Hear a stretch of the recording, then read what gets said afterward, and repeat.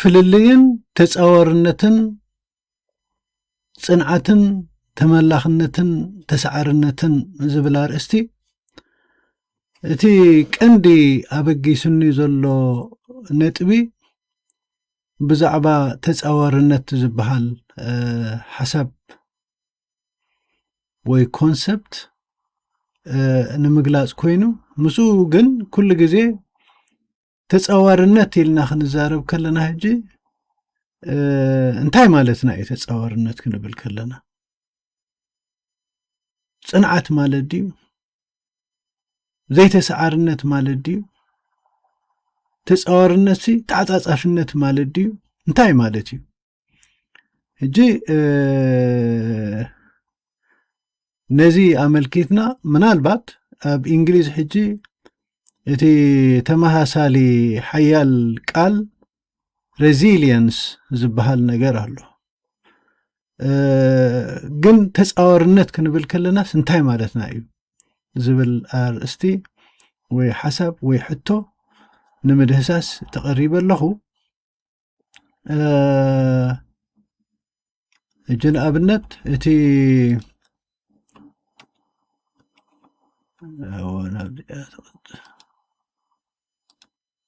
ተቀዳማይ ሕቶ ሕጂ ተጻዋርነት እንታይ ማለት እዩ ኢልና ክንርኢ ከለና ሕጂ መጀመርያ ተጻዋርነት ማለት ኩነታት ክቀያየር እንከሎ ብብቕዓት ምርዓም ማለት እዩ ነቲ ኩነታት ምስቲ ኩነታት ክትከይድ ምኽኣል ማለት እዩ እቲ ኩነታት እንድሕር ደኣ ዘይሰይሩና ዘያውዲቁና ንርዕም ኣለና ማለት እዩ ምስቲ ለውጢ ንኸይድ ኣለና ማለት እዩ ሓደ መምዘኒ ናይ ተጻዋርነት ምስ ለውጢ ምኻድ ማለት እዩ ኩነታት መቸም ኩሉ ግዜ እናተቀየረ እዩ ዝኸይድ መስርሕ ህይወት መስርሕ ለውጢ መስርሕ ምንቕናቕ መስርሕ ዘይዕገት ዘይዓርፍ ዘይቋርጽ ምንቕናቕ ስለ ዝኾነ ምስቲ ምንቅስቓሳት እቲ ተዓጻጺፍካ ክትከይድ ምኽኣል ብብቕዓት ምርዓም ማለት እዩ ካልእ ሓያል ውድቀት ኣካላውን ስነ አእምሮውን ማህሰይቲን ስምብራትን ዝገድፍ ኩነት ምስ ዘጋጥመና ካብኡ ተሲእና ነቲ ኩነታት በዲህና ተጻዊርና ሓይልና ክንሰርር ወይ ኣብ ሓፂር ግዜ ነጢርና ክንትስእ ብዝተኣማምና ኣቃውማ ደው ክንብል እንተኽኢልና ተጻዋርነት ኣርኢና ማለት እዩ ተጻዋርነት ኣብ ዘይንርእየሉ ግዜ ተረኽሚሽና ኢና ንትርፍ ስለዚ ሕጂ ተጻዋርነት ምርኣይ ማለት ዘይሓሰብናዮ ነገር የጋጥመና ንፈሽል ማለት እዩ ፍሽለት ከጋጥመና ከሎ ውድቀት ከጋጥመና ከሎ ሲ ካብቲ ውድቀትን ፍሽለትን ካብቲ ሓደጋን ብኸመይ ተጻዊርናስ ንትስእ እሞ ብኽልተ እግርና ደው ንብል ካብቲ ሓደጋ ካብቲ ሽግር ተማሂርና ከዓ ሓይልና ንወፅእ ማለት እዩ ሕጂ ደው ምባል ጥራይ ዘይኮነስ ነቲ ኩነታት ተጻዊርካ ደው ምባል ጥራይ ዘይኮነስ ሓይልና ምውፃእ ማለት እዩ ብርግጽ ካብቲ ተሞክሮ ንመሃረሉ ኩነታት ኣሎ ማለት እዩ ስለዚ ሕጂ እዚ እዩ ዘሪኤና ንውድቀትን ኣካላውን ስነ አእምሮውን ማህሰይትን ስምብራትን ብምብዳህ ወይ ብምጽዋር ሓይልና ክንሰርር ወይ ኣብ ሓፂር ግዜ ነጢርና ክንትስእ እንከለና ብዘተኣማምን ኣቃውማ ደው ክንብል እንተኽኢልና ዳግም ማለት እዩ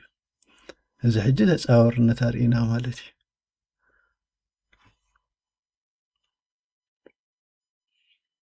ንስዕረት ምቕባል ዘይኮነስ ንስዕረት ምስዓር ማለት እዩ ጅዚአስ ብሓፂሩ ሲ ነቲ ስዕረትና ተቐቢልና ተሳዒርና ኢና ኢልና ክንርኽምሽ ክንጃጁ ክንርዕም ክንፈርሕ ክንምብርከኽ ዘይኮነስ نتسعرت كنسعره مالتي نتسعرنايس تمليسنا كنبدهم كابو خنوص حيلنا دو كنبل ندخيلنا زي بحق تصاورنت بدهنت يبحال مالتي ስለዚህ ተጻዋርነት መግለጽታት አሉ አቅምታት አሉ ካብቲ ቀዳማይ ዓቅሚ ናይ ተጻዋርነት ስምዒታዊ ርግኣት ንውንን እንድሕር ደኣ ኮይና ብስምዒትና ርጉኣት እንድሕር ደኣ ኮይና እዚ ነገር እዚ ሕጂ ንሕና ሓደ ካብቲ ቀንዲ ረቋሒ ናይ ተጻዋርነት ኣለና ማለት ስምዒታውያን እንድሕር ደኣ ኮይና ተጻዋርነት ናይ እንተዚ ስምዒትናሲ ክጻወር ዘይክእል እንድሕር ደኣ ኮይኑ ቀልባዕባዕ ንብል እንድሕር ደኣ ኮይና ንትንከፍ እንድሕር ደኣ ኮይና ብቐሊሉ ስለዚ እዚ ሕጂ ሓደ ዓቢ ሃጓፍ ኣለና ማለት እዩ ብኣንጻሩ ግን ንሕና ነቲ ስምዒትና ርጉእ እንድሕር ደኣ ኮይኑ ብቐሊሉ ዘይርበሽ ስምዒት እንተለና ኮይኑ ንኹነታሲ ክጻወር ዝኽእል ስምዒት እንተለና ኮይኑ ጸወርቲ ኢና ማለት እዩ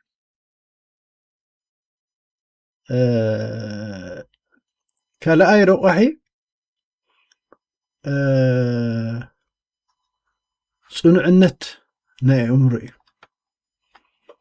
እምሮናሲ ጽኑዕ እንድሕር ደኣ ኮይኑ ማለት ሓዝናዮ ዕላማ ብሓቂ ብጽንዓት ክንሕዞ ንኽእል እንድሕር ደኣ ኮይና ብቐሊሉሲ ዘይርበሽ ዘይፈርስ እንድሕር ደኣ ኮይኑ ሓደ ካልኣይ ረቋሒ እዩ ቀዳማይ ናይ ስምዒታዊ ርግኣት እዚ ስምዒታዊ ርግኣት ሕጂ ካብ ጻንነትና ጀሚርና ዝሰነቕናዮ ማለት እዩ ብተወርሳዊ ብጄኔቲክስ ብጅን ናህና ቢሉ ብተወርሳዊ በቲ ሓደ ወገን ካልእ ከዓ በቲ ምስ ተፈጠርና ዘጋጥመና ኩነታት ንናህና ስምዒታት ብሓቂ ከርግእ ዝኽእል ስንቂ እንድሕር ደኣ ሰኒቕና ኣብቲ ሂወትና ርጉኣት ንኸውን ማለት እዩ ሕጂ እቲ መቆሚኡ ባዮሎጂካዊ ዝኾነ ተፈጥራዊ ዝኾነ ውህብቶ ኣብቲ ናህና ተወርሳዊ ኣቃውማ ኣብ ጂንስ ናህና ርግኣት ዘፍቅድ እንተኾይኑ እቲ ንሕና ዝዓበናሉ ዝነበርናሉ ኩነታት ከዓ ነቲ ስምዒት ዘርግእ ዘስንቕ ነይሩ እንተኾይኑ ምናልባሽ ርጉኣት ክንከውን ተጻወርቲ ክንከውን ንኽእል ማለት እዩ ብኣንጻሩ ግን ወይ ካብ ናህና ተወርሳዊ ኩነታት ወይ እውን እቲ ዝሓለፍናዮ ቅልውላዋት ነቲ ናህና ናይ ስምዒት ባሕጒጉ ኣዝና ተነቀፍትን ተዋላወልትን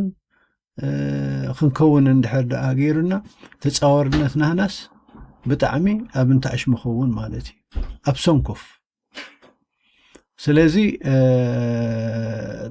ጽኑዕነት እምሮን ስምዒታዊ ርግኣት እዚኦም ሕጂ ነተጻዋርነት ቅድመ ኩነት እዮም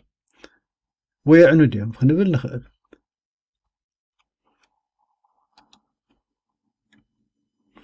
ካልእ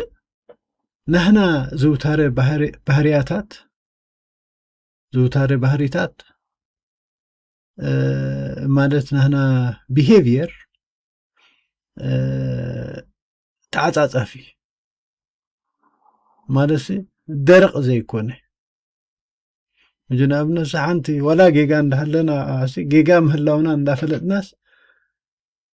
ከይብሉን ኢልና ዲና ንኸውን ብኣንነት ተወጢርና ዲና ንጌጋና ቀልጢፍና ዘይንእረም ዕቡያት እንድሕር ደኣ ኮይንና ሕጂ ክንተዓጻጸፍ ኣይንኽእልን ዝተዓጻጸፍ ሰብ ክንተዓጻጸፍ ንኽእል እንድሕር ደኣ ኮይንና ናይ ማይ ተምሳሌት እዩ ዘለና ማይ በቲ ክኸይድ እንከሎ بتزتحت بوتاتات يزخيد لما مندابله كاب لعلن أبتحت خاب تحتن أبتحتن دخده نخونتات يدمع مالتي حدا تعطى فسب كأناتو زوتاري بهرتات حنسب اندحد أجيجا مهلاونا ويزي واس مخانو نتخونتات اندحد أفليتنا قلتيفنا خنم معرار نخل نخونتات كنقبل نخل دحرك أخن سقوم نخل مالتي نهنا زوتاري بهرتات حجي كمزن دحد أخوينو تتصاورتين خون مالتي سلمنتاي نتعاصف علينا ينسبرن تتصاورنا زي بلو تسباري صنعنا زي بلو مزخونه نفاس زنفسي متكل تعاصافي سمعتاو رجؤنت نولك سباتن سرعتاتن حدقاتاتن مسنخالاتن ناي مرعم تخلو يهلوهم تراي زي كونس حيلهم برتعهم مسس يبلو مالتي حيلهم برتعهم مسس يبلو سلازي تتصاورنت زوم 4 رؤحيتات ወይ 3 ረቑሒታት ክንብል ንኽእል በቲ ሓደ ወገን ናይ ስምዒት ርጉእነት ብስምዒቱ ሰብ ርጉእ ዘይተረበሽቲ ኣብ ንኾነሉ ግዜ ሕጂ ዘይተረበሽቲ ከምቲ ኣቐዲመ ዝበልክዎ ማለሲ ስቂሉ ዝመፅእ ነገር ኣይኮነን ስለዝደለኻዮ ጥራይ ኣይኮነን ዝመፅእ ቀዳይ ነገር መረዳእታ ምህላው ጠቃሚ ክኸውን ይኽእል እዩ ግን ከምቲ ኣቐዲመ ዝበልክዎ ተወርሳዊ ረቑሕ ድሓርካ ኣበየናይ ኩነታት ሓሊፍና ከዓ ካልእ ረቑሕ ተወሰኸሉ ሕጂ እቲ ኢንቫይሮንመንት ዝበሃል ኣሎ እቲ ናይ መበቆልካ ዝበሃል ነገር ኣሎ ስለዚ እዞም ክልተ ረቑሒታት እዚኣቶም እናተዋስኡ ነቲ ሰብ ሓደ ዝኾነ ቅርፂ ሂብዎ ማለት እዩ ሕጂ ናይ ስምዒት ቅልውላው ኣብ ንነብረሉ ግዜ እቲ ናህና ስምዒት እናረቐቐ ክኸይድ ይኽእል እዩ እንድሕር ደኣ ተፃውርነት ዘይዕቢና እናረቐቐ ክኸይድ ድሓር ብቐሊሉ ተነቀፍቲ ንኸውን ማለት እዩ ካልእ ፅኑዕነት ናይ ኣእምሮ ከዓ ተመሳሳሊ ድሓር ዓፃፃፍነት ናይ ዘውታሪ ባህርያታት ከዓ ክህሉ ኣገዳሲ ይኸውን ማለት እዩ እዚኦም ኣብ እንሕዘሉ ግዜ ኩነታት ክጋጥሙና ከለዉ ሕጂ ነቲ ኩነታት መሚና ርኢና ተቐቢልናስ ብኸመይ ከም ንወፅእ ኢና ንሰርሕ ኣብ ምዕዝምዛም ግዜ ይንሕልፍ ኣብ ኣሉታዊ ዝኾነ ነገር ግዜ ኣይነባኽን ብኸመይ ነቲ ኩነታት እቲ ብሓቂ ማለሲ መሃዘ ሓድሽ ምህዞ ጌርናስ ንስዕሮ ካብኡ ከዓ ንምሃር ካብኡ ከዓ ርእሰ ተኣማንነት ንድልብ ተመሳሳልን ተመፀና ብኸመይ ንወፅእ እንታይ ዓይነት ጥበብ ኢና ንጥቀም ተረቢሽና ዲና ንርኹመሽ ወይስ ንሱ መሊሱ እዩ ዘናጣጥፈና ዘናዓቕሐና ሓድሽ ነገር ክንገብር መሊሱ ዲቲ ናህና ኒሕ ዘባራብሮ ዝብሉ ረቑሒታት ኣለዉ ማለት እዩ እዞም ኩሎም ረቑሒታት እዚኣቶም ወሰንቲ እዮም ንሕና ድዩ ዝባራበር ሓቦናህና ድዩ ዝባራበር ወይስ መሊስና ኢና ንድቆስ ኣብኡ ከለና ዲና ንወድቕ ወይስ መሊስና ኢና ንሕይል እዚ ሕጂቲ ነጢርካ ናብ ዝነበርካዮ ምምላስ ብኽልተ እግርኻ ከዓ ደው ምባል ዝበሃል ናይ ተፃዋርነት መለለይ ዝኸውን ማለት እዩ ቀንዲ መግለፂታትን ኣብነታትን ተፃዋርነት ሕጂ ስምዒታዊ ተፃዋርነት ኣበይ እዩ ክርአ ዝኽእል ሕጂ ንኣብነት መቕርብ ዝኾነ ሰብ ኣዝና ንቐርቦም ሰባት ብሞት ኣብ ዝፍለየሉ ግዜ ከመይ እዩ ትናህና ስምዒታዊ ርጉእነትን ተፃዋርነትን ተቐባልነትን ንዕኡ ናይ ምስጋር ዓቕመን ወይ ዝነበረና ንብረት ተሃሚኹ ክጠፍእ እንከሎ ዝነበረና ዓቕሚ ክጠፍእ እንከሎ ናይ ማል ይኹን ናይ ንብረት ይኹን ናይ ገለ ይኹን ሓደጋ ኣብ ዝወድቀና ግዜ እንታይ ኢና ንኸውን ኣብ ከለና ዲና ንለምስ ወይስ ነቲ ኩነታት ተቐቢልናስ ንቕይሮ ክንቅይሮስ ዓቕሚ ኣለና ኒሕ ኣለና ሓቦ ኣለና ምዚእቲ ነገር ወይ ከዓ ሓደጋ የጋጥም ሕማም ኣብ ዘጋጥመና ግዜ ሕጂ ንኸመይ ኢና ነቲ ኩነታት ንፅውሮ ዝብል ሕጂ ተዓፃፃፍነትን ተስፍውነትን እወታዊ ኣጠማምታን ይበሃል ማለት እዩ ስለዚ እቲ ቀንዲ ኣብ ዝኾይኑ ዝረኣየኒ ንዝኾነ ይኹን ለውጢ ኣብ ዝመፀሉ ግዜ ሓያል ዘይተፀበናዮ ነገር ኣብ ዝመፀሉ ግዜ እቲ ቀዳማይ ነገር ክኸውን ዘሎ ትኹነታት ነቲ ኩነት ክንቅበሎ ኣለና ትኹነት ተቐይሩ ከም ዘሎ መጀመርያ ግዜ ከይባኸና ኣይተቐየርካን ክቕየር የብሉን ኢልና መክርኻር ዘይኮነስ እንተተቐይሩ ተቐይሩ እዩ ኩነታት ተቐይሩ እዩ ኩነታት ሳጊሙ እዩ ትውሕጅ እዩ ውሕዝ እዩ ዘሎ ስለዚ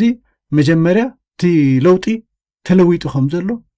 ትቅድሚ ሕጂ ንጥቀመሉ ዝነበርና ነገራት ከም ዘይሰርሕ የሪአና ማለት እዩ ሕጂ ከምዚ ዝመሰለ ኩነታት እንታይ ኢና ክንገብር ንኽእል ዝብል ሕቶ ይመጽእ ማለት እዩ እንታይ ኢና ክንገብር ንኽእል ኢልና ሕጂ ግዜ ንኻልእ ነገር ዝዘርቕ ናና ኩሉ ዓቕሚ ከነዝርቆ የብልናን ክባኽን የብሉን እንታይ ደኣ ናብ መፍትሒ ገጹ ይጥምት ማለት እዩ ዝከኣለ እዩ ዝገብር ወዲ ሰብ ዝከኣለና ከዓ ንፅዕር ማለት እዩ ስለዚ ስምዒታዊ ተፃዋርነት ኣሎ ካልእ ምስኡ ዝኸይድ ኣካላዊ ተፃዋርነት ኣብ ፈተንቲ ባህርያውያን ብድሆታት ኩትራት ኣካላዊ ፈተነታት ከጋጥሙን ከለዎ ማለት ሕጂ ንኣብነት እንታይ እዩ ኣካላዊ ተፃዋርነት ባህርያዊ ፀገም ከጋጥሙን ከሎ ሕጂ ንኣብነት ኣብ ነዊሕ ግዜ ነዊሕ ጉዕዞ ኸይድናስ ኣብቲ ንበፅሐሉ ቦታ ክንቀርብ ከለና ሕጂ ካልእ ዝተዓፃፀፈ ርሕቀት ኣለዎ እንድሕር ዳኣ ተባሂልናስ ብኸመይ ኢና ንፀወሮ እዚኣ ሞትን ሓንቲ ኢልና ዲና ብኣ ንጥቕለል ወይስ ሓያል ዝኾነ ፅኑዕ ዝኾነ እምሮ ሃሊናስ ንፍትን ማለት እዩ ስለዚ እዚ ሕጂ ኣካላዊ ብቕዓት የድሊ ርአል ኩሉ ግን ናይ እምራዊ ትረት የድሊ ማለት እዩ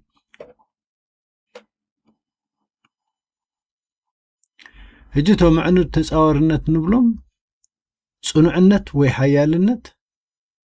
ተመጣጢነት ተመጣጢ ሕጂ ኩነታት እንድሕሪ ከሪሩ ከቢዱሲ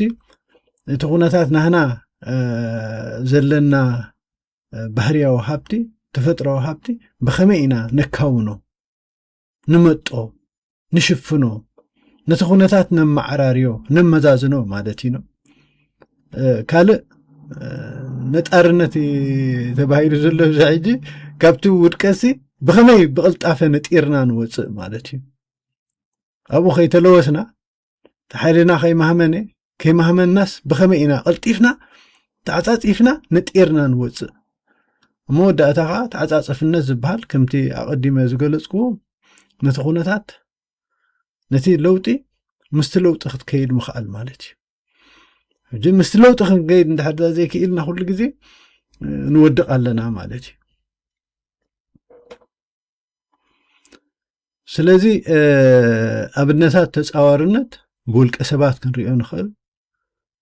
ብትካላት ክንሪኦ ንኽእል ብሃገራት ብውድባት ክንሪኦ ንኽእል ብሃገራት ከዓ ክንሪኦ ንኽእል ሕጂ ብዚ ናይ መወዳእታ ሕጂ ብሃገራት ሓንቲ ኣብነት ሂበ ክዓፁ ንኣብነት ቪየትናም ትበሃል ሃገር ድሕሪ ካልኣይ ኩናት ዓለም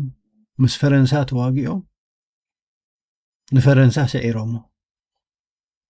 ንፈረንሳ ምስ ሰዓሮ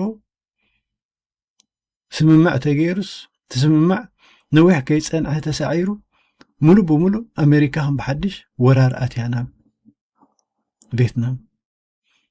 ሕጂ እቲ ብድሆታት ርእይዎ መጀመርያ ተቃሊሶም ካልኣይ ኩናት ዓለም ምስ ተወድአ ሃገሮም ሒዞም ንፈረንሳ ኣብ ኤውሮጳ ተሳዒሩ ነይሩ ናተይ ጉዛኣት ኢኹም ነርኩም ናተይ ኮሎኒ ኢኹም ነርኩም نص يتوصنكم إلو حزم فتينو مسؤول تواجيهم سعيرهم نعم سعره كتنفسون تدليو أي تنفسون يخم زبل حيال منجس أمريكا هم بحدش ورار 210 210 250 شح سراوي تأتيو نعوها قد إمام ترى زي كنا تحت مرت كتماتها سريحهم ندخل له بومباتها بمرتهم عليبو زاريو نأمريكا سعيرهم ترى زي كنا خابو حيلهم وسيم حجي كابتن بقطبة زحيل هجرات كوينة مالهم أبنت ناي ريزيلينس ويناي تسعورنت ناي سعرنت ناي بدهنت زي هجي خم أبنت كنوستون خير مالتي بزح قال أبنتات كله خل بولك أسب درجة بتكالات درجة بودبات درجة بهجرات درجة جن أتي حسب أمر حد سلازي أمود داتا زخونة يخون بدها خونتات كجات من كله سي مجمرات خونتات انتعيو بزي نخالق بترعانن بسلمنتاي مسأنن سلمنتاي كوينن إلنا كاب نحنا عقمتات نبخن انتاي تخونتات تغير زلو مجمرات خونتات تغير خم زلو نأمن انتاي خقبر زلو ننادي مالتي مفتحي هجي نبالحات تمبلحات كتصالي يخون زلو خنبالحات نكلنا حدش عقمينا ندلب زلنا أبتوشتي في تسقمسي كنسود نخيل مالتي سلازي زي تسعري زي تبدهي تتصواري in fact تا زي تسعري تا نجر كن السعر أين خيل أين فكرن خن السعر أين فكرن نابلنا أما سرح شاحن تبلنا شاحن بلنبل قدم زخونه زأجره قدم زأجرس تداخل ناس إذنا ينهابيا تامل أختي سلازي نسمعكم ني أزي مسكناكم أبكالئ تمارسالي مدبات كسابنا الرحم سلام نعخو